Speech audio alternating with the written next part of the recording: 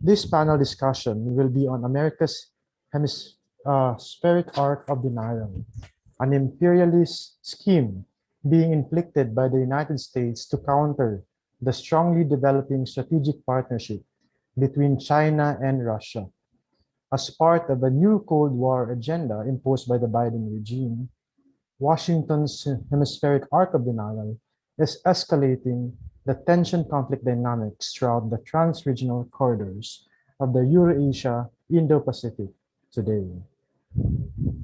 We are fortunate to have with us esteemed colleagues from the progressive movement to share their insights and analysis as to um, what's happening in this part of the world.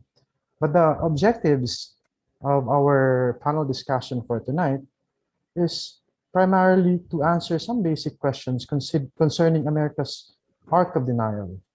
Some of them would include, and hopefully at the end of our discussion would be addressed, what is the nature and scope of America's hemispheric arc of denial? Is the seemingly emergent imperialist scheme only being foisted upon us now? Why is it primarily concentrated on the regions of the Eastern Hemisphere? How will its dynamics potentially affect the global order in the coming future? What principled response can the working masses, oppressed peoples, and progressive left socialist-oriented mass movements initially assume at this time? Without further ado, allow me to introduce our first speaker. Our first speaker is an international affairs analyst and a longtime socialist activist. He is the former alliance coordinator and spokesperson of the Progressive Democratic Coalition, Sanlakas. He is also the former political affairs coordinator of the Socialist Political Party, Partido Lakas ng Masa.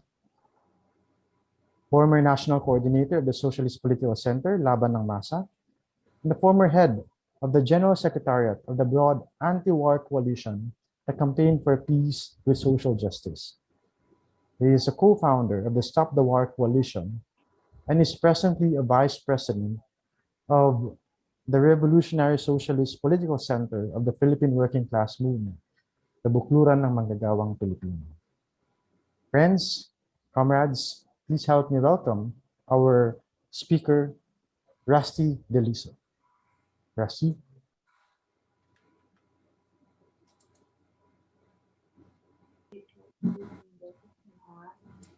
Hello there, and good morning, good afternoon, and good evening to all our comrades and friends from all across the world, especially our friends and comrades from the Asia-Europe People's Forum. My name is Rusty Delizo. Once again, I'm a vice president of the Bukluran ng Manggagawang Pilipino, the Solidarity of Filipino Workers, a revolutionary socialist political center here in the Philippines. So my talk for tonight, which is supposed to be from 15 to 18 minutes, excuse me, is on the hemispheric arc of denial, America's new strategy to contain the China-Russia alliance. For this panel discussion, I've prepared a paper for presentation. Unfortunately, this since my time frame is quite limited, what I'll do is I'll first share with you in broad strokes the key parts of this paper, and then I'll read a section of my paper in relation to the hemispheric arc of denial geostrategy of US imperialism. So first, the key parts of this paper are the following. China, an ascendant capitalist center of gravity. The second part is Russia, Eurasia's enduring great power. Third is the China-Russia strategic partnership in the Eastern Hemisphere. 4, America, a weakened imperialist power for now. 5, the sharpening inter-imperialist competition. 6, the hemispheric arc of denial. And 7, build popular working class resistance and fight for an anti-imperialist world. So before I proceed to read the section on the hemispheric arc of denial, which is the key component of this paper, I would just like to briefly go over the other earlier parts of the paper itself, as I mentioned to you. So why the Eastern Hemisphere? It's basically because the Eastern Hemisphere includes all the key regions of the Eurasian heartland, and it also includes the key regions of the world. This is basically the part of the world that has more than 80% of the world's population, according to a 2015 estimate. Roughly 82% of the world's population live here. This is also chiefly because this is the Eastern Hemisphere is the largest of the two hemispheres terrain-wise. It also contains incalculable amounts of raw mineral resources and extensive energy reserves. And it straddles many critically vital land and maritime routes and, well, land and maritime routes for international trade. Of course, there are many other features of the Eastern Hemisphere, but that's already in the paper. I won't go into that. The paper will be circulated around the AEPF platform, so you can read it in your own time after this panel discussion. So the first part after the introduction is on China, an ascendant capitalist center of gravity. China is now, at this time, become fast evolving to become the capitalist metropolis or the center of capitalist gravity worldwide. And it's no longer located in the USA, the United States of America. It's now shifting quite rapidly to the Eastern Hemisphere here in the People's Republic of China. And China today, as a result of its fast-paced state capitalist development since 1978, is now, in my view, as an international affairs analyst studying this matter, and this is, I'm speaking not as a vice president of my organization, BMP, because BMP is still finalizing its position on how to read China at this time. But in my assessment, China is now a 21st century social imperialist power. And I have identified at least five key material features that clearly point out why China is a social imperialist power at this time. I won't discuss that in detail right now, but it is in the paper. Secondly, with regard to the second part of this paper, Russia. Russia is, as a Eurasian enduring great power. Because of its location, it's the world's largest country, again, land-wise, from Europe to the Asian part in the Eastern Asian Pacific area. And as such, it also has the world's second largest military force and is in control of the world's largest nuclear stockpile. Third part of the paper is on the China-Russia strategic partnership in the Eastern Hemisphere. As we know, over the past years, especially the past decade, both Beijing and Moscow now have developed through a series of joint cooperations what is called a strategic partnership. And this strategic partnership, until the current period, has also quickly been evolving into an openly anti-US imperialist alliance and force. And that is the reason why the US is now focused on trying to deny the further expansion of the combined powers of these two great powers in the Eastern Hemisphere. Fourth part, America, a weakened imperialist power for now. America, not just according to some think tanks such as the Australia-based Lowy Institute, but many others have relatively tracked a decline in power index, if you may, of America's elements and capabilities, especially since the what others call 915 or September 15 of 2008, the crash of Wall Street, which immediately triggered a global capitalist crisis, which has now been worsened by the 2020 COVID-19 pandemic. And as such, America, as an imperialist power, is now being forced to contend with the Chinese social imperialist power across the globe in the Eastern Hemisphere in order to recover its equilibrium or its world balance, again, in favor of American imperialist hegemony in the decades to come, not just years, but in the decades to come. And as a result, the fifth part of the paper is on the sharpening inter-imperialist competition or rivalry, if you may. And we can perhaps discuss some of this later on. And now this brings me to the heart of the paper, which is the Hemispheric arc of denial, which I shall quickly read to you. America's monopoly bourgeoisie is desperately intensifying its search for a way out of the generalized crises of capitalism, underpinned by the imperialist world system. Constrained to do so, US imperialism is by now developing a new strategy to contain the strategic partnership between China and Russia.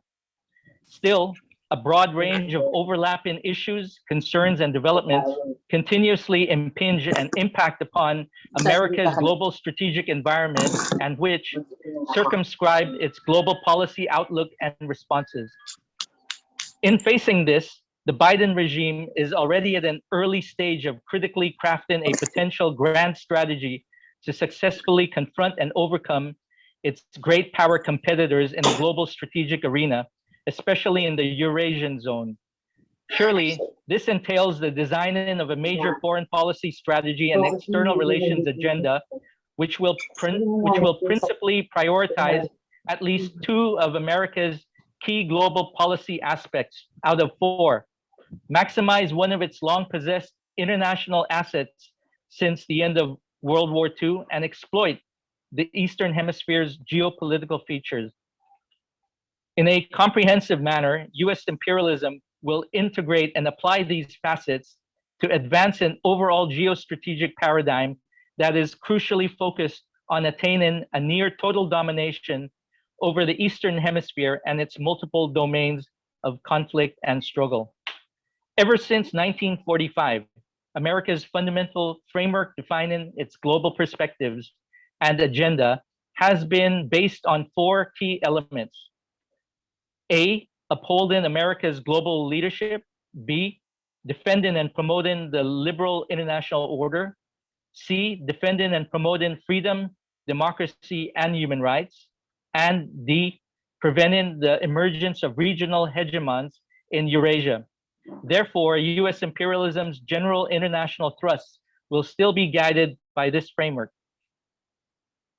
But if it is to strongly succeed in strategically outmaneuvering and blocking its Chinese and Russian contenders in the international arena, particularly in the Eastern Hemisphere, America will certainly be forced to ensure that the first and fourth elements of its framework will become the primary guiding factors in the overall pursuit of a Biden-led US foreign policy direction. The second and third elements of this same framework will merely become secondary priorities and largely symbolic in a selective manner. As such, this approach will be quite similar to how US imperialism advanced its core strategic interests against the USSR-led socialist bloc during the Cold War years. In particular, Washington then readily sacrificed its self-avowed principles of democracy and human rights in favor of securing state-based allies, many led by autocratic and fascist regimes in order to strengthen its own sphere of influence and domination against the Moscow-aligned Eastern Pole.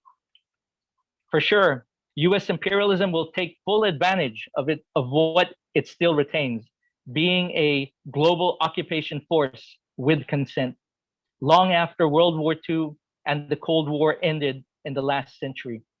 As an imperialist war machine occupying legally acknowledged spaces in over 80 countries worldwide, America continues to control more than 800 military base sites globally. This global arrangement, mainly via puppet regimes and through security alliance-based treaties, effectively provides American troops and logistics with easy and ready access to practically anywhere on Earth. In effect, these US military bases have often been used to launch imperialist wars of aggression, invasions, and other military interventions at least 50 times since 1980. Moreover, an inherent benefit that America has in this regard is that more than half of its overseas military bases are located within the key regions of the Eastern Hemisphere. In contrast to America's foreign military bases, China has only one major base in Djibouti in Eastern Africa as of 2021, although it has plans for 12 to 15 more, while Russia has at least 21 abroad. The vital aim of America's geostrategic design is to successfully achieve its central foreign policy goal of containing the China-Russia strategic partnership in the near-term future and before 2030. This is when China is expected to reach a level of relative strategic parity with America, according to a 2020 study on Beijing's military power by the US Department of Defense. In doing so, the Biden regime's foreign policy framework will be guided by certain precepts and purposes operating on three distinct but integrated levels. This includes America's key global policy perspectives, strategic objectives, and operative measures. Toward this end, Washington's geostrategy is geared to accomplish four clear objectives against the Beijing-Moscow alliance. The four are deny, disrupt, degrade, and destroy. So deny, disrupt, degrade, destroy. For US imperialism, the end game for containing the firmly expanding powers and influence of both China and Russia will necessitate Washington to fairly destroy Beijing's and Moscow's innate capacities to generate their exceptional brands of national power. Although America will not aim for a total destruction of its strategic rivals, it will nonetheless wage relentless battles against the Sino-Russian alliance across various domains to permanently and effectively degrade their current level of great power capabilities.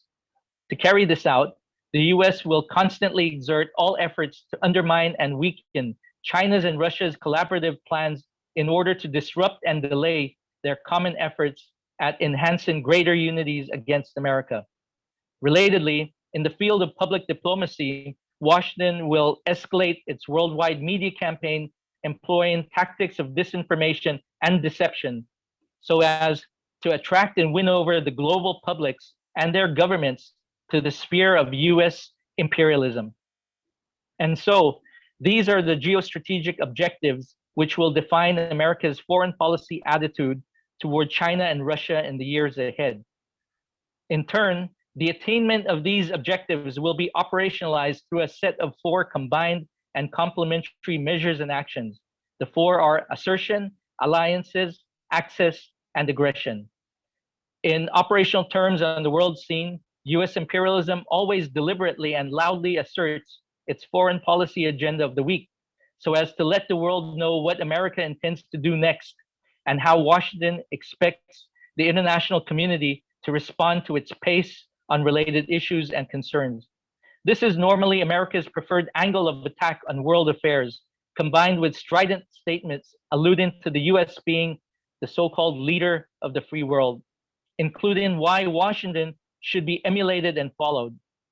Then next, American leaders unilaterally, both overtly and covertly, initiate contacts with perceived friendly and or neutral governments to discuss proposed alliance arrangements that basically involve economic and security deals, with the former as a bribe to secure the latter, meaning economic deals to secure security deals. In truth, security agreements are quite often more important for US foreign policy than economic and trade related matters. This is because security and defense oriented alliances undeniably provide American military forces with critical access arrangements for a rapid mobility, either to or from a military intervention in another country. Comrade Rusty, Equally, Comrade Rusty, yes, you have a yes. minute to wrap up. Oh, okay. This I really have to. Okay, this is the. All right.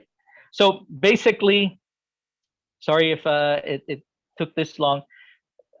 These foreign policy objectives and the operative measures and actions are now to be combined with two key guiding elements of traditional US global policy perspectives, which basically state always uphold America's global leadership and prevent the emergence of regional hegemons in Eurasia. So right now, what America is creating is an extended fortification of alliances that will be built and spread out in an arc-like formation all across the Eastern Hemisphere's perimeters, west, south, and east. And so this hemispheric arc of denial, or HAD, is a geographic-based arc of US-directed alliances. And it's presently flanking Russia in the eastern perimeter, or eastern edge, I'm sorry, the western edge of the arc, which corresponds to Russia's flank. And with regard to Iran, it's on the southern edge of the arc. With regard to China and North Korea, it focuses on the eastern edge of this arc. And so the corresponding alliances are NATO, North Atlantic Treaty Organization, and the European Command in the western edge of the arc.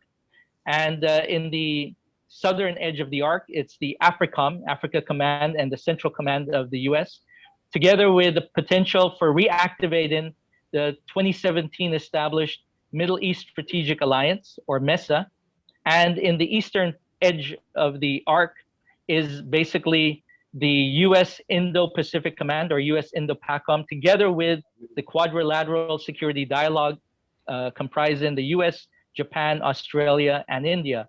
And this quad is now being viewed as a potential future NATO project for the Asia Indo-Pacific region, or the eastern edge of this hemispheric arc of denial. And so this basically sums up the overall stratagem of maximizing America's counter strategy against the China-Russia alliance. But because both are pursuing alliance-based strategies to build and expand and strengthen their respective spheres of influence and domination across the Eastern Hemisphere, so expect a continuation of the so-called conflict tension cycle, whereby this can become quite explosive in terms of an open conflict in the near future as imperialist blocs. And this is only going to be worsened and exacerbated due to this becoming a forthcoming scenario of globalized destabilization and disorder. This will be further exacerbated by a still mutating pandemic, devastating economic ruptures, and catastrophic climate change conditions. That ends the part of my paper on the explaining the hemispheric arc of denial as US imperialism's current geostrategic design to deny and contend China and Russia at this time. Thank you very much. Thank you very much, Rusty. My apologies to all our participants who are joining us right now, as we had to cut short Rusty's presentation to allow for the other speakers. We have allocated 30 minutes of open forum for questions and answers. You have to understand that there is this difficulty for Rusty to condense his paper. It's practically a novel, according to Comrade Cora. It's a 24-page manuscript, which will be made available to at the request, perhaps, of those interested. using the AEPF platform. Uh, um, I have gotten ahead of myself. I forgot to introduce myself. I am Aaron Pedrosa, the moderator for tonight. And now we proceed to our next speaker, uh, our panel of reactors, with the first speaker, who is a professor emeritus at the Alexandria Institute. I hope I pronounced it well, of the Finnish Center for Russian and Eastern European Studies. The Alexandria Institute is one of the world's largest and best-known centers in the field of Russian, Eastern European, and Eurasian studies. Our research, rather, his research is embedded within the international scholarly networks, and it functions as a hub and catalyst of networks of people and ideas across the globe. Friends, colleagues, and comrades, help me welcome Professor Markku Kivinen from Finland as our first reactor. Professor Markku. Okay, thank you. So dear comrades, friends, I would like to address this issue from a slightly different point of view. I would, in some respect, I would agree with most of the points that were made, but I would like to broaden the horizon in that sense, that I would go to the issue which was raised in the beginning of our panel. What can the civil society organizations, what can the progressive movements, what is the role of the leftist movements in this kind of a development? How should we react in this new threatening Cold War? And I have 5 points to make, some kind of key issues that we have to address. I think we are facing a very fundamental challenge in contemporary world, where we really have to broaden our horizon and try to have kind of a more kind of a global civilizing project, which would face this new reality of the new Cold War. So the first point is that if we think of the great powers in contemporary world, and it's exactly the case that they are really facing each other in many complex ways, and there is a great tendency towards a new great Cold War. And in fact, this tendency has always been there. The Cold War did not really end the framework of Cold War in the international relations in terms of the fundamental military structures of the world. And now we have more or less the NATO on the other hand, and then there's Shanghai Cooperation and other military alliances around the world, which are more or less confronting each other. I would say that Shanghai Cooperation is the key here, but on the other side, and NATO is the other key. But of course, in Asia, there are other elements as well. But this framework, of course, is not the only one. There is also the framework of sphere of influence game, which is not necessarily as antagonistic as this zero-sum kind of Cold War confrontation. And this is much more complex. And here we come to the issues which concern the contemporary Asia and other issues connected with. Socialist? With the neighboring countries, and this, like the Soviet Union in the Russian case, and East Asia in the confrontation between China and United States on the other. What we witness at the moment is that this frame is also coming closer to this zero-sum game. It might not be that. It might be some kind of also a kind of cooperative framework, but the real cooperation framework is another one, and it's based much to economic integration, but also to, of course, all the agreements that exist in the world in order to UN and other organizations that try to maintain some kind of a common interest on the agenda. But definitely this is the case that these three frameworks are there at the same time, and all the big powers are playing games within all those at the moment. But this is not much of the game for the civil society and civil society movements or progressive movements in a global scale. We can't really change them as such. But what is really our issue is these global challenges, the big global challenges, which we really have to. The climate change, as Rusty mentioned, it's definitely a global challenge. It's a kind of a huge meta-political challenge, which we are going to face during the forthcoming several decades. And this is something in which we have to keep very high on the agenda. But not only that, all these big issues, the destruction of species, the other big ecological problems, but also issues concerning, for example, religious fundamentalism, huge issues of migration, other big global challenges which can only be confronted together. And we have to articulate those also as a starting point. This is a key issue. But at the same time, definitely, if we look at the global constellation in general, what we are lacking among the great power games at the moment is that during the Cold War, the Soviet Union and also China, to some extent, they tended to represent some kind of a social and economic and cultural rights issues, whereas the liberal United States used to emphasize civil society or civil rights and basic human rights. And now we need both of those, but none is really promoting these economic, social, or cultural rights of the people. And this is a key thing for us to think how they can be promoted on a global scale. And this is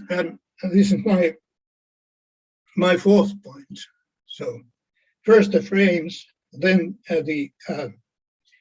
the global issues, then global metapolitical project, and then as a final point, for that we don't need only the working class, the traditional working class, although it's still very big here, and we know that in all these countries the working class movements are having their own problems. In the United States, we know that the left has been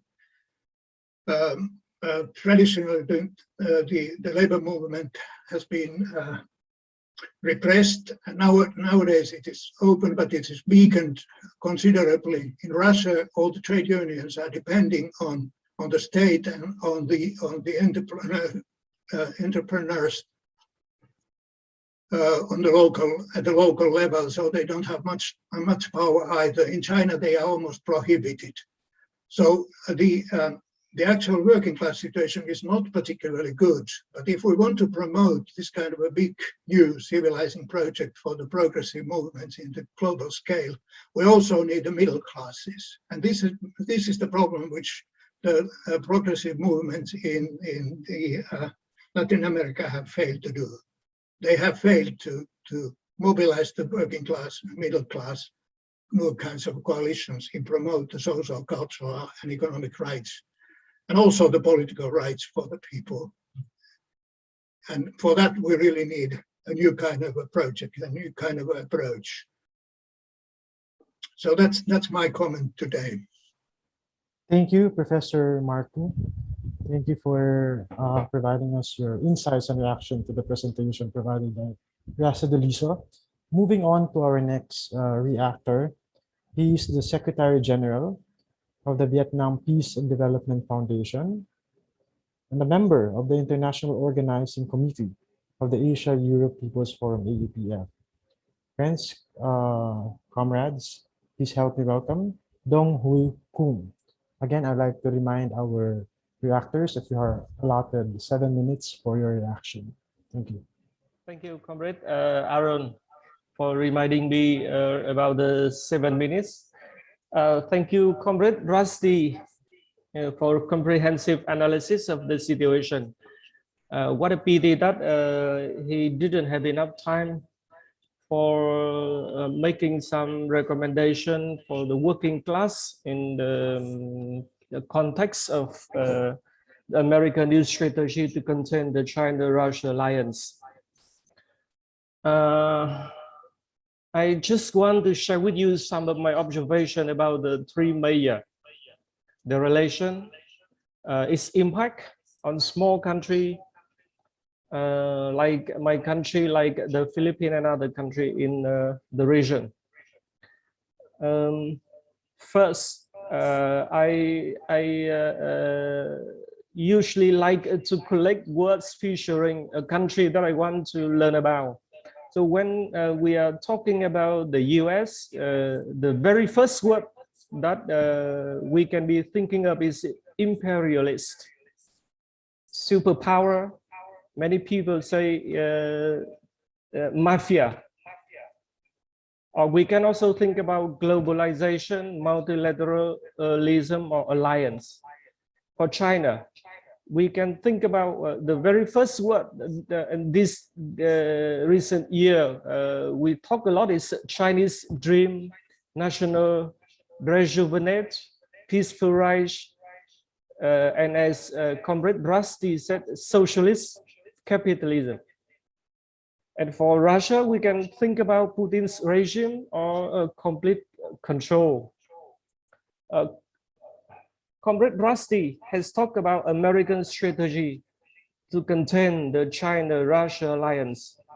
And I want to come back to history to discuss the very complicated relation among the three major powers. For Russia-China relation, please be reminded that before getting worse, even become hostility and confrontation to each other in the 1960s until 1991, when the Soviet Union collapsed. The Soviet Union and China used to be allies in the fight against the imperialism led by the US. For US-China relation, for 20 years since the establishment of the People's Republic of China until 1972, there were no relation between the two countries. China considered the US #1 enemy. The US didn't officially recognize the People's Republic of China. But the normalization of relation in 1972, following the so-called successful ping-pong diplomacy, opened up a new period of relation between US and China. And the normalization of relation with China is also part of the US effort to divide the socialist bloc. And such cooperation between the US and China, which lasts until 1991, is mostly against the Soviet Union. And now, as analysis by Comrade Rusty, we are witnessing another alliance between China and Russia against the US. Comrade Rusty has had much analysis about that alliance. My question is, how long will it last? And what is the result? I think that it remains a very big question. But I'm sure that the relation will have very big impact on small country, even very big impact on the region. In Vietnam, sometimes we say that when elephant fights, flowers suffer. When they make love, flowers suffer. In my opinion, the US, China, Russia triangle relation is among the most important factor, or even we can say that it is the most important factor deciding international order, deciding peace and security in the world. Let's take an example in the South China Sea. China's claim for most of the sea. Its hegemonic move have paved the way for US intervention in the region. And the competition between the two countries is placing pressure on the country, on the region to choose side. Under the Biden administration, the pressure is not as big as under Trump administration, but it's still there. In many cases, we have to choose very simply which vaccine, which COVID-19 vaccine, which technology, which capital. And it's a very big question. And in fact, if we come back to the history, Vietnam as a smaller country has had experienced very difficult time with the changes in the relation between major power. For example, we can come back to 1972 with the normalization of China and the US. We can see the invasion of China in the Paracel Island in 1974. That is only an example. And a question. What principle, as in the concept note, and Aaron, Comrade Aaron raised a question, what principle response can the working masses of fresh people and progressive left and socialist-oriented mass movement usually achieve at this time? I think that there are two principles. The first one is the solidarity. Solidarity is the answer to all questions of small countries and of progressive forces. And the second principle I propose, that is independence. We cannot depend on any major power, on any forces. We have to depend on ourselves. And that is my point. Thank you very much. Thank you, Comrade Kung, and for also staying within your allotted time. Before we proceed to our last reactor, we'd encourage everyone to indicate in the chat box their name and organization so that they could be well acknowledged. For now, we have 50 participants in the room. I'd like to mention some of those who indicated their names. We have Flora Santos of Oriang. We also have Lito Rastica of Bukluran ng Manggagawang Pilipino. Juke Carolina, I hope I pronounced her name correctly. Branchek from France, researcher of Southeast Asia, geopolitics, and contributor of Global Voices. And Olisias from Indonesia for Global Justice. Okay. Just keep them coming, the names and organization.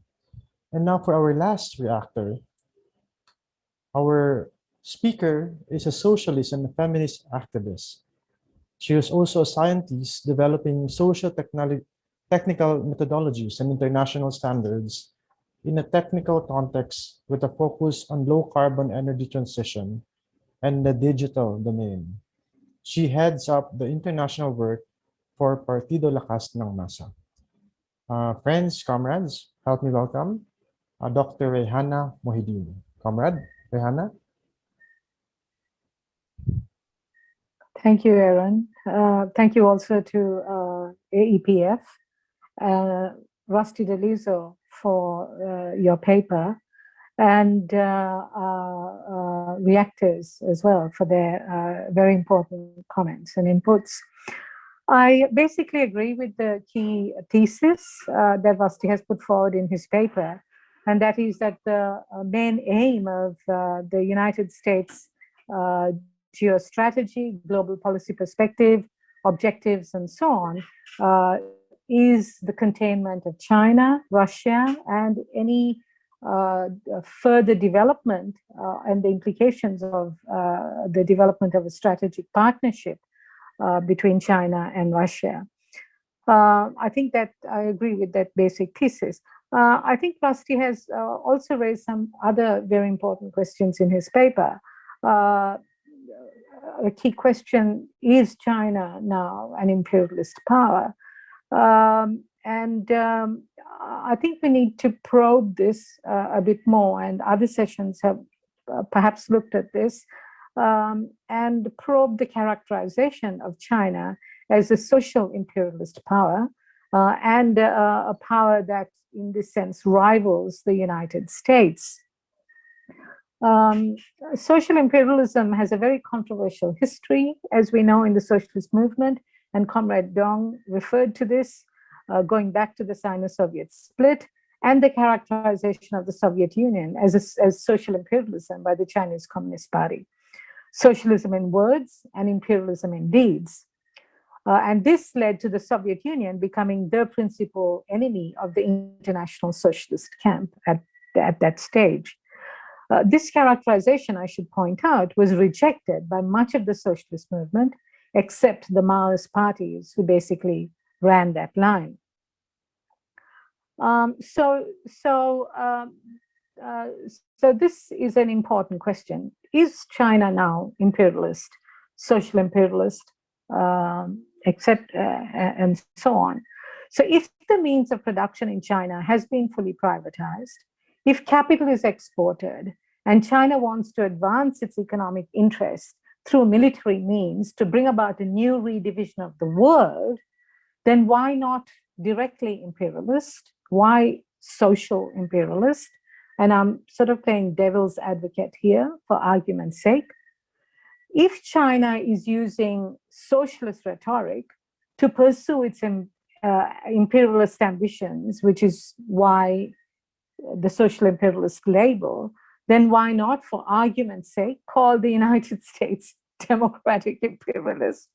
Because it uses the rhetoric of democracy to pursue its imperialist ambitions. Obviously not. I mean, obviously we won't, but I'm posing this as an argument to point out that this characterization of China as social imperialist really needs to be looked into further. And we need to have a rigorous theoretical foundation for such a characterization. I appreciate the use of Lenin's general features of characteristics of imperialism, but obviously this is not a checklist, and I don't think Rusty used this as in a formal checklist approach. And essentially, Lenin was trying to understand the general features of an then emerging imperialist epoch. And that has to, we need to take into account recent developments and so on as we look at this, and particularly understand that in the last few decades, we have been facing a very unique historical phenomena, the reversal of what was ostensibly a socialist system, starting with the collapse of the Soviet Union, and now with this transformation towards some form of towards capitalist restoration, which is taking place in China. And the second point is, I want to make 3 points here. The second point is geopolitics and foreign policy are a result of how we assess the character of the Chinese economy, class differentiations, and social relations, and the state and in China, and which is what I appreciate Rusty actually looking at some of these things, even though that's not within the main scope of his paper. It's foreign policy. So the question I'd like to pose here is, has the transition to capitalism in China been completed?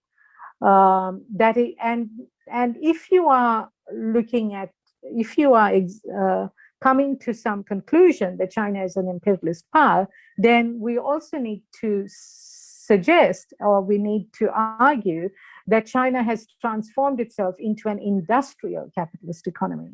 Not an, this is not an a sort of a lower and less developed form of capitalism. It has to be a fairly highly developed industrial capitalist country.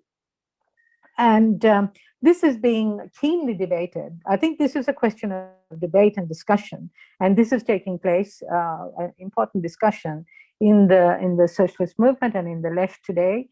There are some interesting analysis here. I've looked at some of the analysis by Victor Shi, who writes for New Left Review on China, and he says that China has a system of state capitalism, which also Rusty refers to in his paper, because the government still channels the vast majority of investments, both financial and in the real economy, in areas that it wants to support and so on. But the real question is also, what are the social relations? Because Marx, for example, understood capital primarily as a social relation. And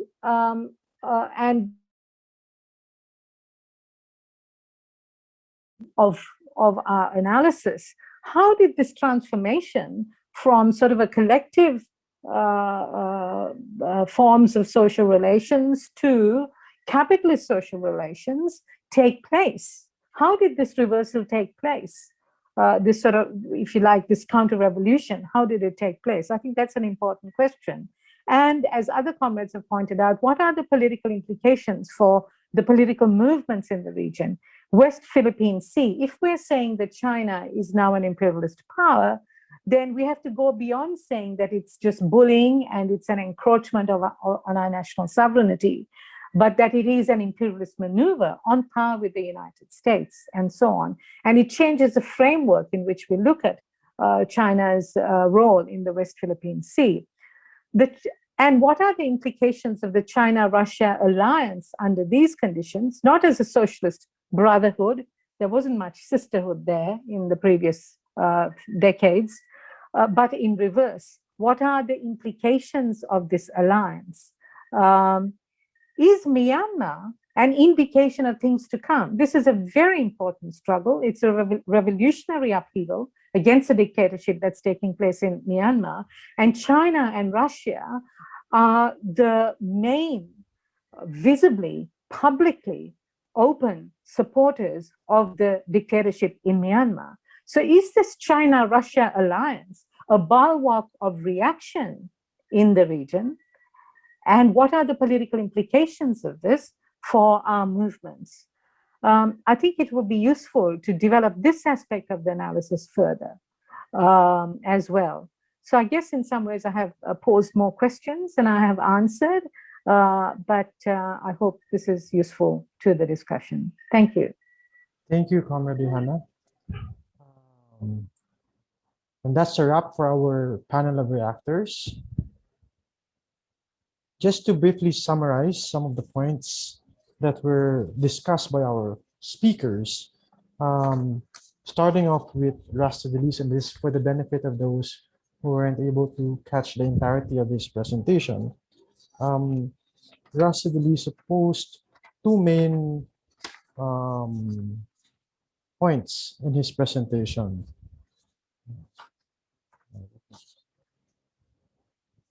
Sorry, I got my notes scrambled.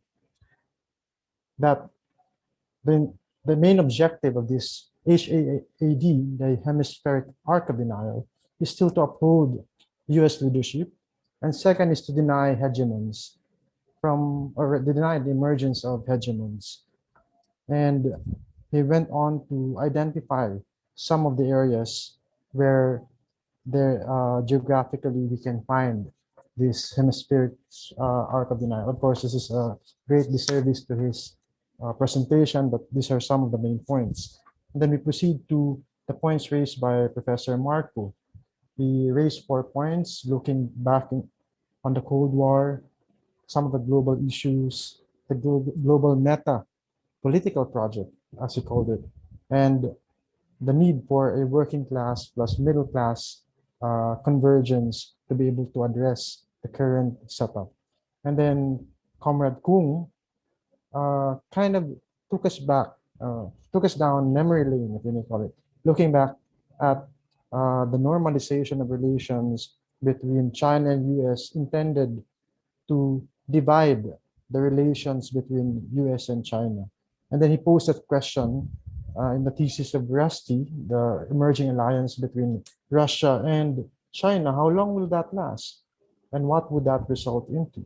And finally, Comrade Rehana walked us through more questions, things to ponder, which could add further into our analysis.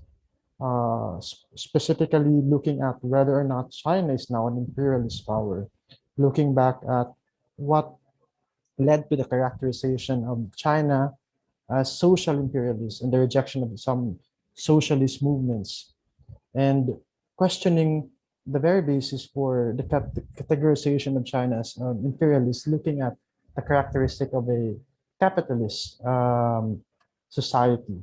Is China able to rival US in terms of the privatized means of production, the use of military power to pursue its ambition, and so on and so forth? That being said, and then to briefly summarize some of the points, we now proceed to our open forum. I encourage everyone to use our reaction icon to raise your hand or to post the questions in the chat box. I see one hand.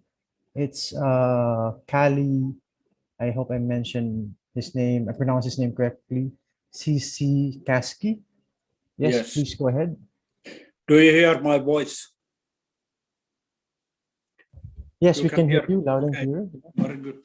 So first to the Rusty's presentation, you used very many times words working class, capitalism, imperialism, but you didn't use at all the words anti-authoritarianism, pro-democracy, non-violence, justice state, gender rights, or equal rights. And I think that's the long-time problem of the old type leftism that what is that focus to? And so I think those words which I raised up, we should concentrate more to them, because it's not very important what we call the systems. For instance, during the communist era, Soviet Union invaded half Europe, and that you cannot call that a capitalist system which was existing there at that time. And so if we concentrate too much only on capitalism, we ignore some very serious crimes and phenomena like what our last speaker said when she pointed out the arms export from China and Russia to Myanmar. And so if we think about China, Russia, and US, we have to remember that there is not only one voice from each of these.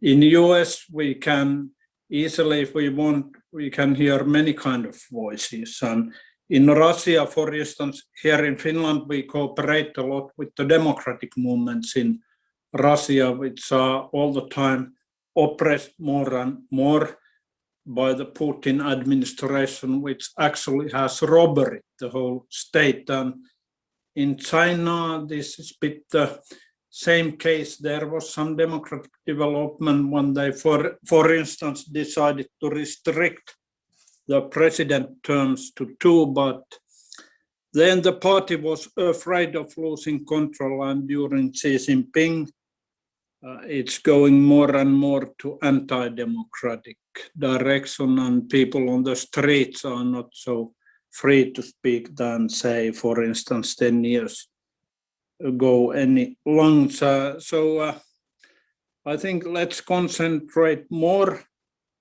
to the contents and the topics and not so much what we call different kind of systems. Thanks. Thank you. Rusty, if you can quickly respond, if you wish to quickly respond.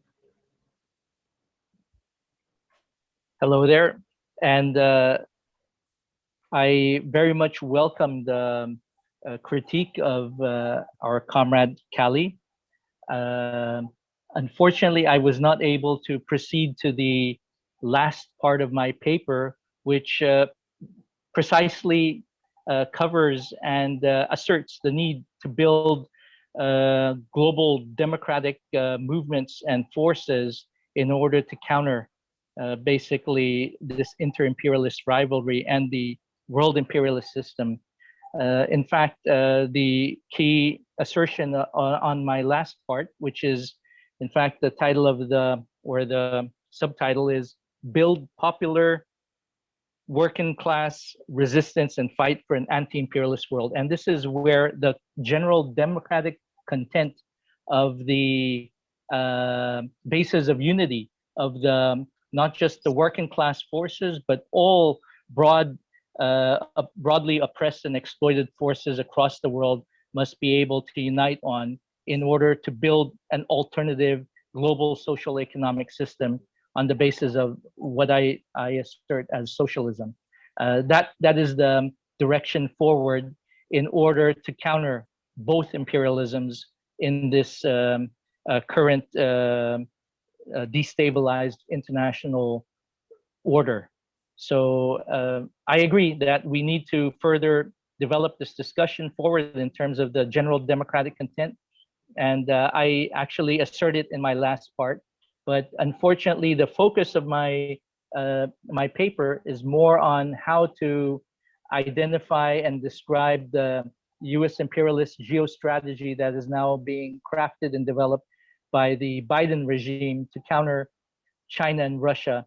And we could see that in terms of Burma today, wherein China and Russia have blocked off the US in this UN Security Council, and also are trying to divide the Association of Southeast Asian Nations, ASEAN.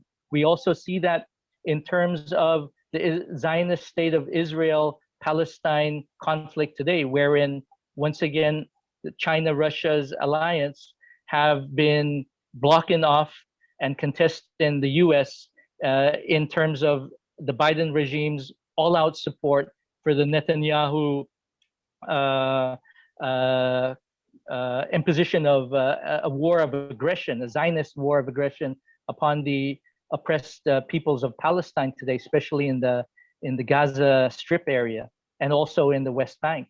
So clearly, that's what I wanted to focus on, to shine light on what the world order is now beginning to have to confront in the years ahead in a post-pandemic world system, if you may, which is effectively a capitalist system.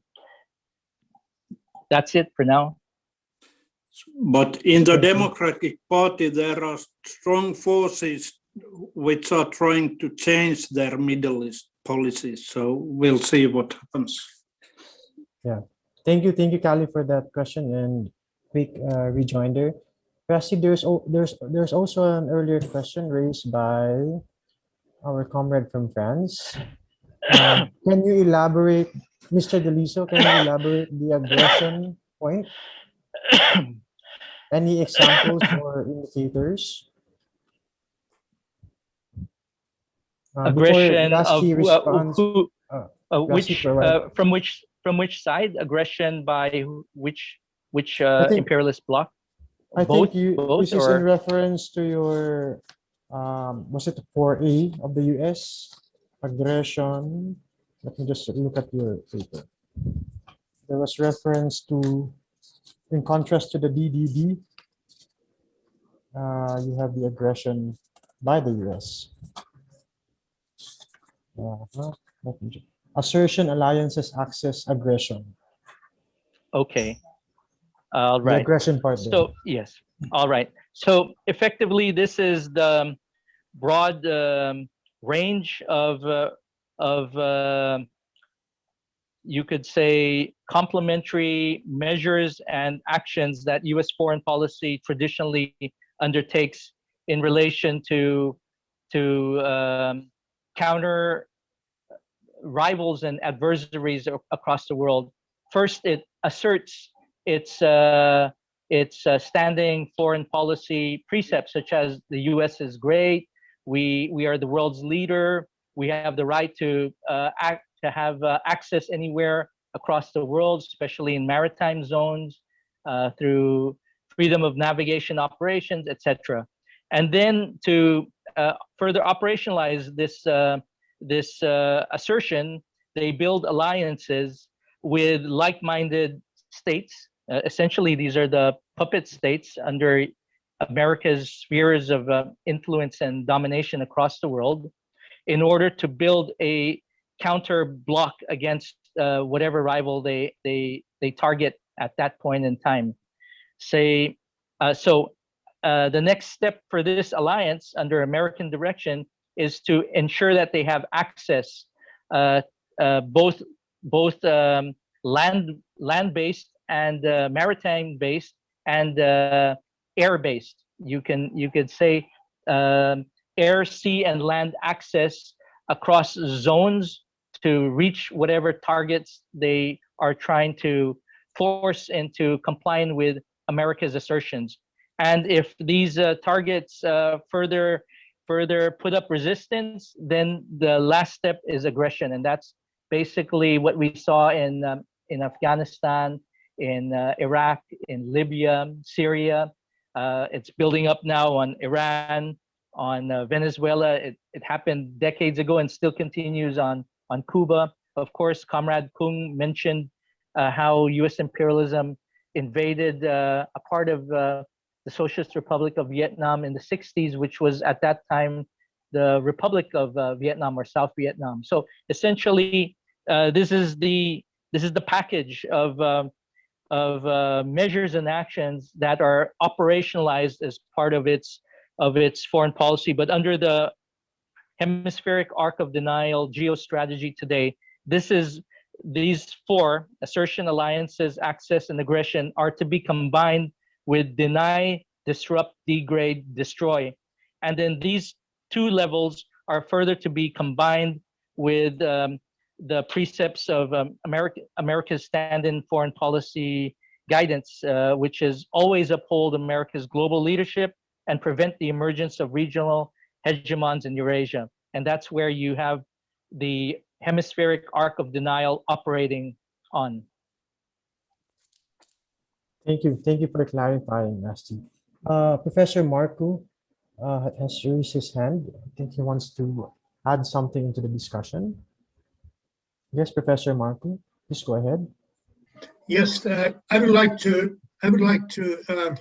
support what Kalle said about the fact that when we want to promote any kind of movement, I think we should not fall into that trap that we only analyze the so-called enemies or the adversaries. We have to be able to analyze ourselves and learn also from our history in those terms that, for example, in terms of traditional Marxist analysis of capitalism, there was the analysis of democracy was almost lacking because it was reducing democracy to class constellation, and this is fundamentally wrong. We have seen this kind of a form in China and in Russia, and it has been in terms of the political system, it is undemocratic system, and we have to be able to say that clearly. But on the other hand, I would very much like to to underline also the fact that what we need is also this kind of a traditional working class kind of leftist traditional movements who promote the social and economic rights of the working class, but not in those ideological terms which are reproducing this movement by dividing it into smaller and smaller pieces. If we look at the contemporary left in the United States, it includes a very broad scale of people from civil society, from civil rights movements to gender movements, and also traditional leftist elements. And this kind of inclusive we have in developing countries, and in Asia we still have this kind of old leftist tradition which should not be lost, but it must be able to open to this kind of a new left as well, because the history of the left is that the worst mistakes have been made by the left itself. So the analysis of the own tradition and learning from that tradition, learning from the civil society movements, learning from the civil rights movement, learning from India, learning from United States, also in terms of contemporary situation is very fundamental. Thank you. Thank you, Professor Marku. There's also one question here on the chat box by Leomar Doctolero of Labanang Masa. This is addressed to all our speakers. Discussions on the imperialist nature of China are difficult, particularly because a lot of the anti-China messaging plays into the hands of neoliberal Orientalist framing. How do we partake in a critique of China that doesn't empower US imperialism? I think this is an important question. Yes, Comrade Rehanne raised her hand. Please go ahead. Yes, thank you, Aaron. I think it's an important question because we also have to acknowledge that there is a massive campaign. It's almost an ideological campaign that seems to be taking place, especially in the West against China. We saw it in, we see it in the United States. We see it in the region, in countries like Australia. There's a massive, almost sort of a Cold War kind of feeling and being whipped up against China. So how do we?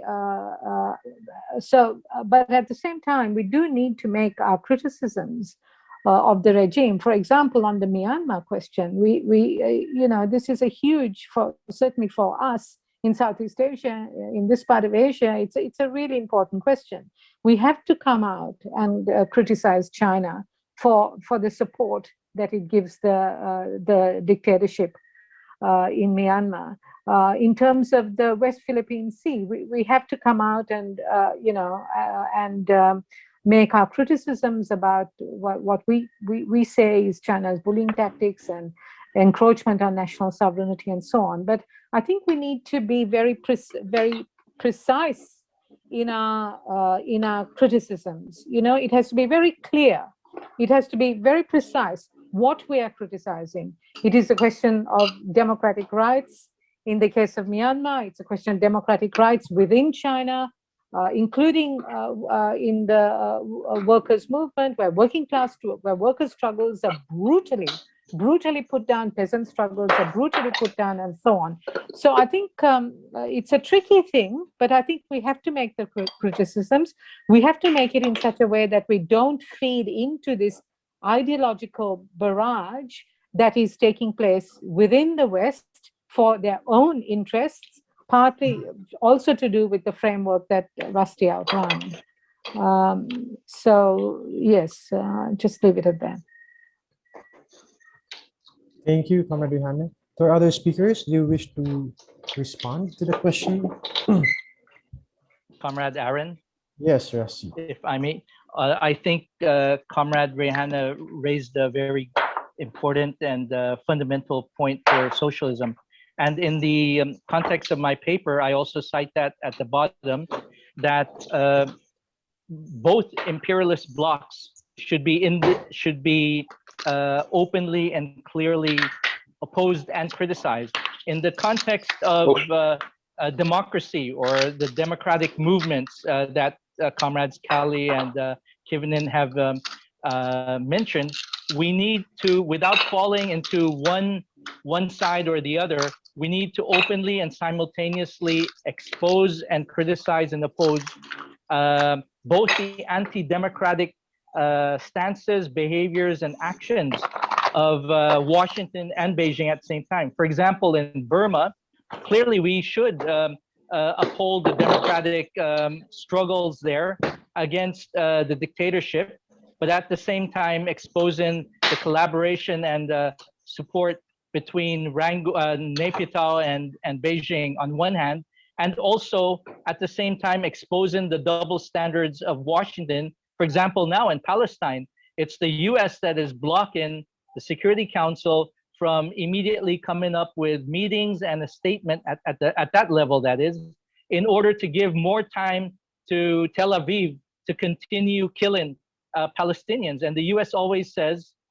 the Zionist state of Israel has the right to self-defense. But how about the right to self-determination of the oppressed Palestinian nation? And that is a general democratic element and content there, which should already be upheld. So from the standpoint of the international working class and international socialist movement, all progressive forces should expose and clearly criticize both anti-democratic foreign policy behaviors of Washington and Beijing and even Moscow on these two current hot topics of international affairs today, Burma and Palestine.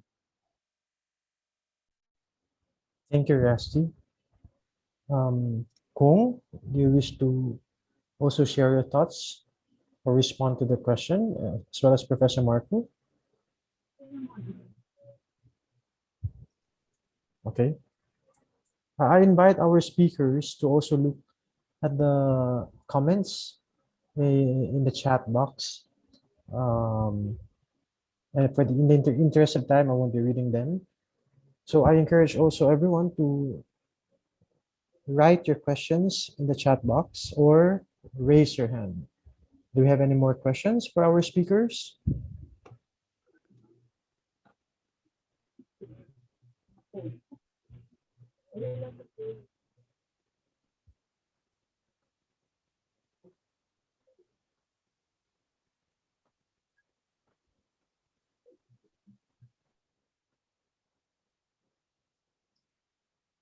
Oji, you're raising your hand? Yeah. Okay. Hindi ko na lang yan, pakiingit ka lang sa kanila. Okay, good. Okay. Ang tanong ko, yung meron tayong socialist movement sa buong daigdig. So, part yan ng internationalism natin. May mga bansang mula doon sa socialist movement ng particular na bansa ay hindi ipagtagumpay nila yung laban. Na kamit nila yung state power. Like Russia, mula doon sa Soviet Union, ngayon ay China, di ba? Nakuha ng Communist Party yung Estado poder at naitayo nila at hanggang sa ngayon ay sumulong ang China sa ekonomiya, sa politika at hanggang militar. Pero ang socialist movement sa buong daigdig parang namimili siya na susuportahan. Like Cuba, sinusuportahan niya, Estado na siya. Venezuela, nakuha nila Hugo Chavez, sinusuportahan, nag-Estado sila.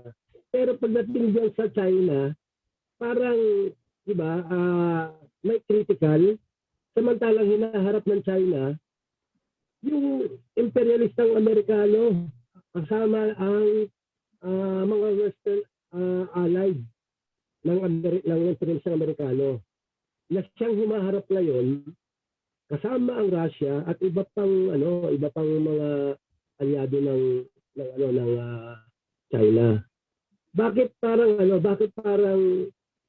ang ang mga grupong sosyalista sa mga bansa na hindi pa nakakamit yung kanilang tagumpay ay ay parang iba ang treatment sa isang socialist group na napagtagumpayan yung kanilang pakikibaka hanggang sa makuha nila estado poder.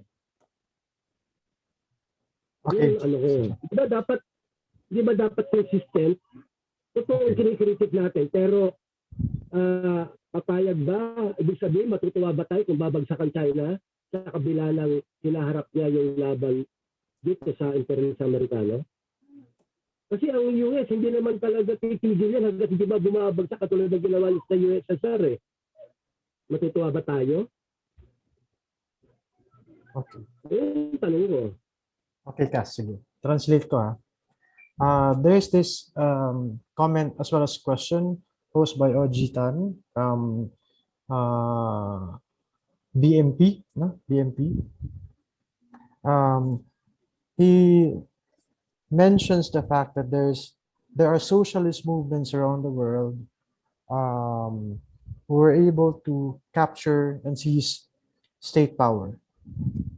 The irony, according to him, is that those socialist movements who have not been as successful in capturing state power or political power are not supportive of socialists in power. So why is that? Or any thoughts on that? Secondly, in this, I don't know what best word to use, confrontation. It's confrontation between US and China. Shouldn't socialist movements support China against US, who's clearly an imperialist power?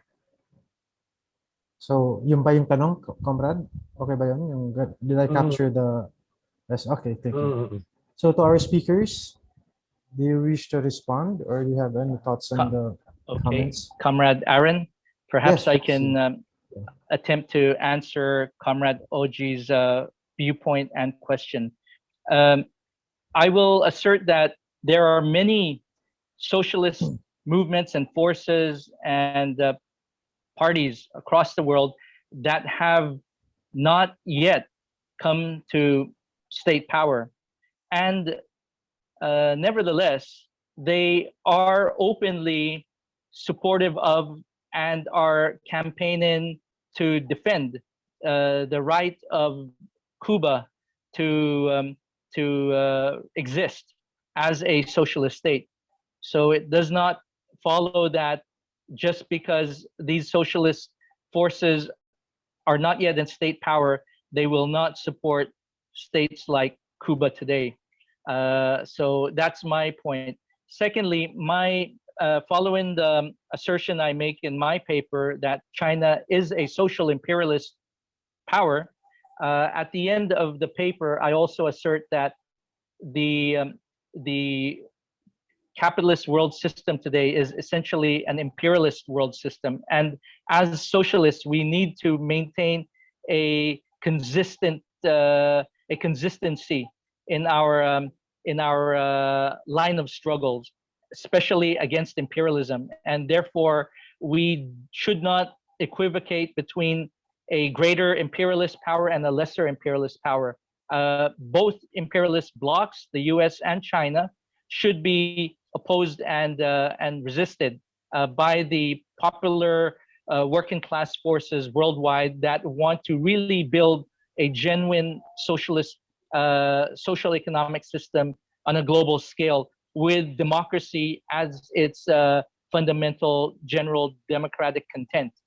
And that is actually putting forward and pushing forward an independent revolutionary working class line in the face of the inter-imperialist competition and rivalry that is now confronting the international order today. Thank you, Rusty. Can I also say butt in there, please? Yes. Comrade Rehan, after you, Kali, and then I go back to Oji. Rihanna? I think Comrade Oji raised a very important point, because I think what is posed in his comments is, where is the main threat coming from? You see, I think this is an important question that comes through his comments. In the Middle East, where Palestine is a central issue, clearly it's the relationship between United States and Israel, even though Israel is an independent occupying power and acts as an imperial power in the region. It's clearly the role of the US is the main threat to Palestine in comparison to China. I mean, it's very clear. In Iran, which has been a real flashpoint, again in the Middle East, of potential war, it's the United States. In Latin America, where is the main threat to Cuba? It's not China, it's the United States. The intervention include economic embargo, is the United States. Venezuela, the economic embargo, including troops on the ground kind of intervention to get rid of the Venezuelan government, whatever you might think of it, the main threat is the United States, not China. Now, that doesn't mean China doesn't have its own interests there. It certainly has its own economic interests, and including in Latin America. But the main threat is clearly in those examples the US, and therefore, in terms of the international situation as well, that has then, it's not just case by case, that then has implications in terms of a general assessment of the main threat in the international context. And this is where I find problematic if an equal sign is put between the United States and China as imperial powers. And that is separate to the question, to some extent separate to the question of, is China a capitalist state? But when you take that to the question of, when you extend that and say it is an imperialist power, and you start to put equal signs, then I think it becomes problematic. And in that sense, I agree with Oji's concerns. Thank you, Comrade Rehanna. Kali, Comrade Kali. You're still on mute. Okay, so I think all those three are big threats to people's rights in different parts of the world. So it's not so important to classify which one is bigger and which one is less. And actually, I would point out that also the fourth one, India, is more and more under the current administration, a big threat to people's rights, or the Indian government. But then I would like to ask, where is the international working class? I don't see that kind of as a political movement. In some countries, there are strong trade union movements who more or less make cooperation with each other. But I wouldn't count on international working class, because that does not really exist as a political movement. I would count more on international NGO movements in certain topics and in general, say, pro-democracy movement. And also to Rusty, the AEPF has not declared it as an international socialist movement. We all agree that we are a progressive and humanist movement, but we have not decided that we call us a socialist movement. That's not wise, even from point of view of those who consider them as socialist, because then you put a big part of people who are participating out from the movement. Okay, thank you, Kali. Oji, you were raising your hand. You're on mute. Nakamute ka, Oji. Oji, nakamute ka. Okay, tapos nga nakuha mo yung punto ko. Ang follow-up na question ko, ang follow-up na paliwanag ko, at pwede rin question ay, hindi magkakapareho ang historical development ng struggle ng mga comrades sa bawat bansa. May nauna nagtatagumpay, may nauuli. So, yan ay batay sa kultura, trade, etc. So, yung binabanggit ng China, meron yung socialism nila ay nasa transition. Di ba? At wala tayong blueprint na ang transition na yan ay copy mula sa ganitong bansa. Di ba? Yan ay nakabatay sa kanilang historical development na struggle nila hanggang sa lumitan yung kanilang estado. So, ano yan eh? Kaya nga sinasabi nila, may yung socialism ng China ay with specific characteristics sa kanilang bansa. At hindi pa pwedeng gayahin ng iba. Generally. Diba? Parang ganon. Sa Cuba, ay batay din sa kanilang sitwasyon. Siyempre, bukod pa dyan, nagpapabago yung external forces na ginagawa ng US imperialism. Katulad sa Venezuela. Diba? So, paano yan? Kasi parang pinipilit natin na mayroon tayong dinadaan ng blueprint at dapat ganito ginagawa ng ganitong bansa sa isang socialistang transisyon. Parang ganon. Lahat ay mag-eksperimento para mapaunlad ang buhay ng mamamayan nila sa socialistang transition yun ang tanong ko. Kaya kailangan ba natin di ba? Yung China para bang pinapareho din natin ng trato ng kritisismo sa kapantay ng level ng US. Yeah. Ang layo nun, di ba? Thank you, Aji. I will have to cut short Aji's question, but just to summarize his points, he points out the fact that there are context specificities to historical development of socialist movements according to countries around the globe. And he mentions and cites the examples of Cuba, Venezuela, China, and he insists that there is no blueprint in their socialist transition. There is no assertion in this panel, comrade, that there is a socialist blueprint.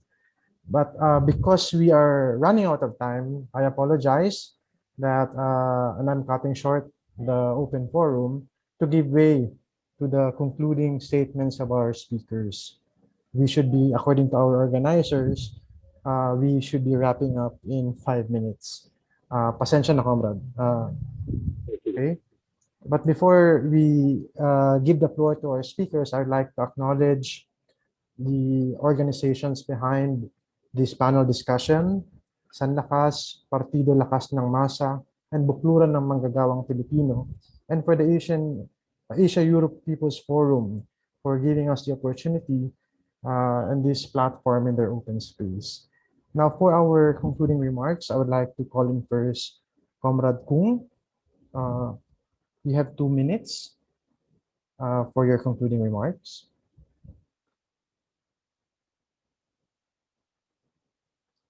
Comrade Kung.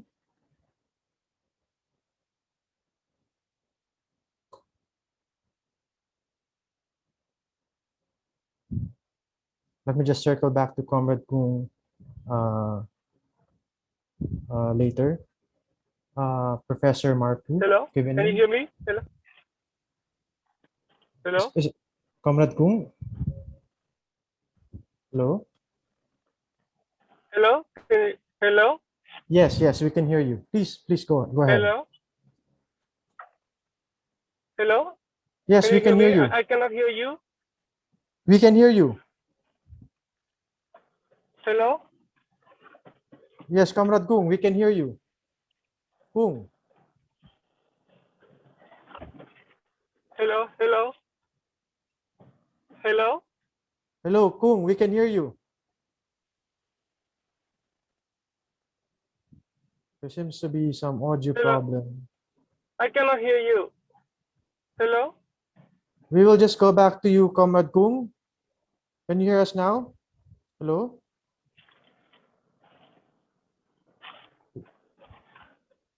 Professor Marco Kivinen, please go ahead for your concluding statements.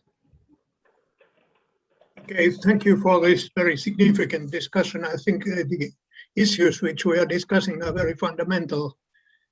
And I think we should also address these some of the basic problems in this traditional kind of left-wing or Marxist analysis of capitalist systems. And for example, our expectations that that there are some kind of automatic processes that would promote the matters that we find significant, I think it has been a misunderstanding. There is no automatic working class which would make some kind of third revolution. That's definitely the case. But definitely in countries, there is a rich tradition of socialist movements, a rich tradition of working class movements, very strong existing working class movements all around the world, which definitely need new intellectual openings. And this is why I'm speaking about this metapolitical thing. But of course, we have to be, if we speak about the progressive movements, we really have to be able to understand that however you define how much you are against capitalism or for socialism or whatsoever, but there are bigger things. You have to be addressing the issues of peace, for example. The peace movement has to be, the gender movement has to be broader than issues connected with the economic system.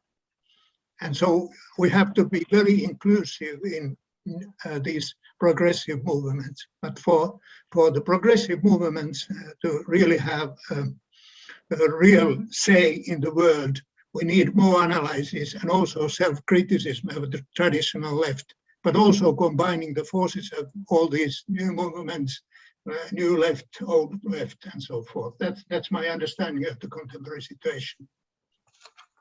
Thank you very much. Very good discussion. Thank you very much, Professor Marco Kivinen. Thank you. It has been an honor and pleasure having you here as one of our panelists. Thank you. Thank you on my behalf. It has been a real pleasure.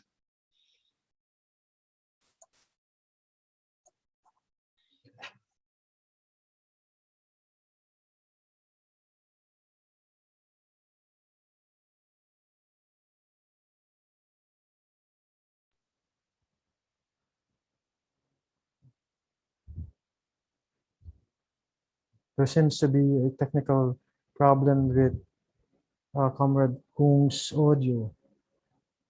Again, we'll go back to Comrade Kung in a bit. Comrade Rihanna, for your concluding statement.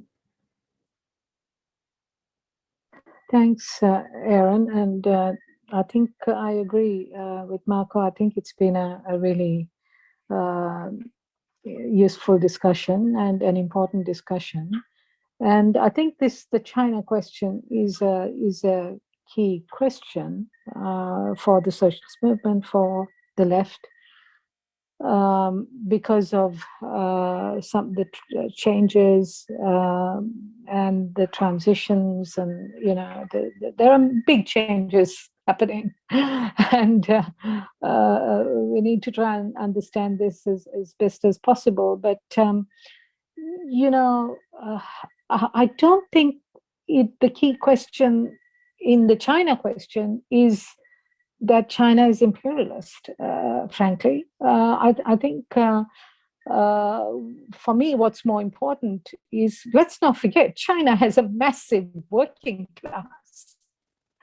It's the largest working class in the world, and part of the changes that have taken place has meant it, has also meant the creation of this massive working class, a middle class, which is also by and large, is also, I would say, broadly speaking, part of the working people. which has expectations, sections of it which has improved living standards and so on, and how this working class reacts, how this working class responds is going to be a critical question. And this working class has struggled.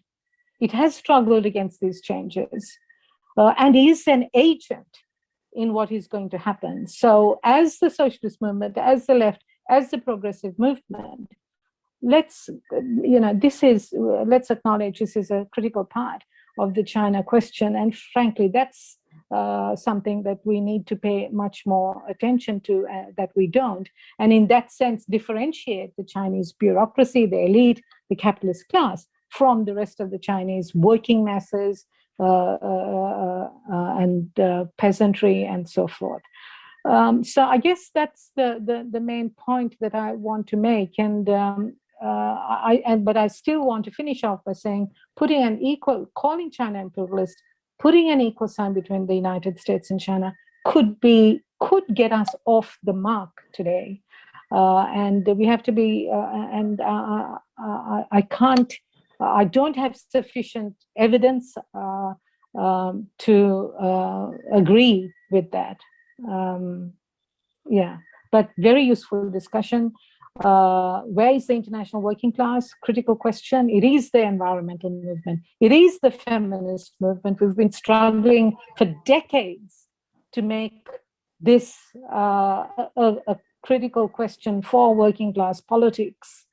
Absolutely. And these are all impacted by class, gender, race and ethnicity. Absolutely critical question in Europe today. Refugees and migrants. Absolutely. And this is, to me, this is all an encompassing part of working class politics. Thank you, Comrade Rihanna. Again, we go back to Comrade, Comrade Tung. can you hear me now? Yes, can you hear we can me hear now? you. Yes, we can hear you. Okay. Maybe the signal is not very good. I would like to say thank you very much for. Can you hear me? Yes, we can Hello? hear you. Please go ahead. Yes. Okay. So first, I would like to say thank you very much for letting me join a very wonderful discussion. I know that it will take us months and years to discuss about the relation between the US, China, Russia. And I myself agree with most of the speaker and people that if we focus our critique on a single country, it will be a reason for the other to take advantage of and to impose their thought and the domination on us, and it will be a chance for them to divide us. So it is a good idea that we build. I do not mean an alliance, but a kind of solidarity front between the working class, and we should focus on the wrong action, on the wrong move of the country, not the country itself. Thank you very much. Thank you, Comrade Tung. And before I proceed to our last speaker, there's a special request from our hosts. If you may so kindly open your camera just for a screenshot of the participants. We had a high of 51 participants. Now we're down to 35. If it's okay, just very sorry that my phone has run out of battery, so I'm using a desktop with no camera. It's okay, Comrade Tung. For those of the other participants, who would be taking the picture? Ron, ako na. Okay, Larry will be taking the picture. Kindly open your camera.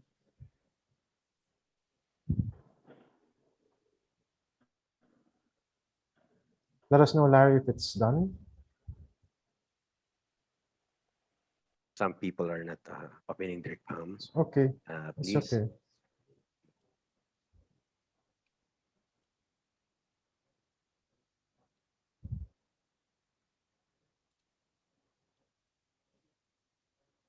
Are we done, Larry? Wait.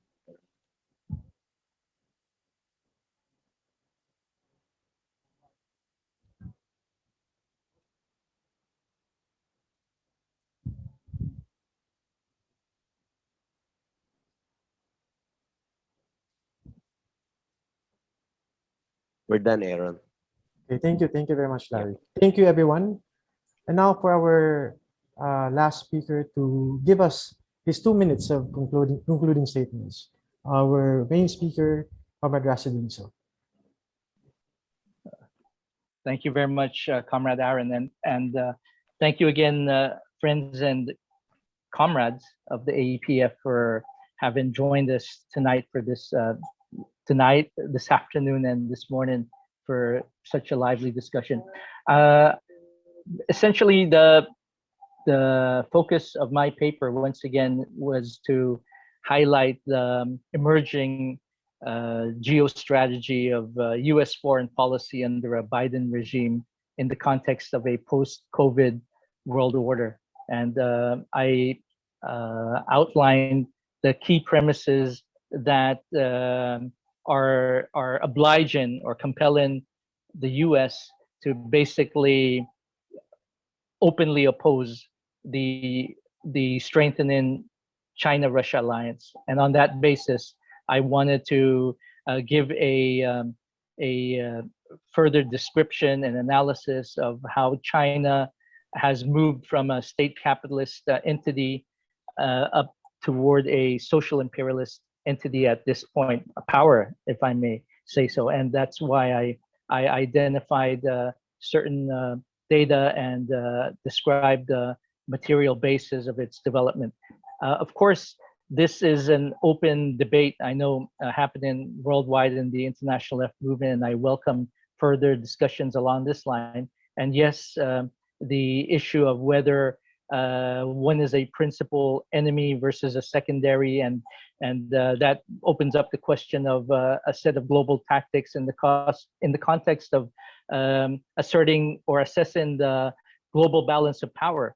But still, from a principled standpoint, I assert that both imperialist blocs should be opposed at this point, and still tactics can still be employed on a case-to-case basis without denying the fact that we still maintain an independent, principled stand against the imperialist world system that we all face today.